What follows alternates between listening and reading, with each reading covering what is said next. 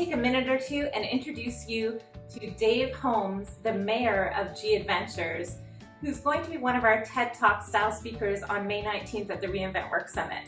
I've been a fan of G Adventures from a travel perspective for years, but it wasn't until I read Bruce Poon-Tip's book, Looptail, that I realized how amazing their culture was, and that's really why they've been able to be so successful. And so last year, when I got a chance to tour G Adventures, I was expecting great things, and my expectations were absolutely met and exceeded. I've gotten to tour a lot of different workplaces over the last year or two, and I have to say G Adventures was probably one of my favorites.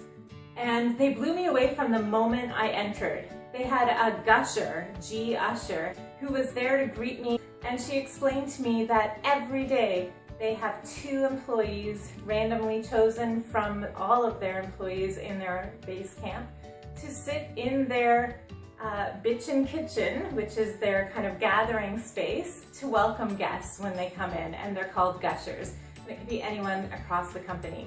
You know, as I sat and talked to Jen, my gusher, I asked her a little bit about working at G Adventures, and right away she was speaking about purpose and values and how she felt like she was making a difference to the world in working there.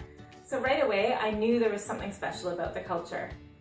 I mean, then came all of the meeting rooms, the Star Wars room, the Steve Jobs room, the Lorax room, the interview room filled with balls, and I know Dave Holmes will talk a little bit about their interviewing style at G Adventures when he talks at the Reinvent Work Summit. So the rooms and the actual space blew me away with how fun, colorful, and cultureful it was. But more than that, it was that every single person I spoke to talked about their values and about how they got to live their values in their role. So this was one workplace where culture was so embedded in everything they do. I can't wait to hear Dave share their story at the Reinvent Work Summit in Toronto on May 19th.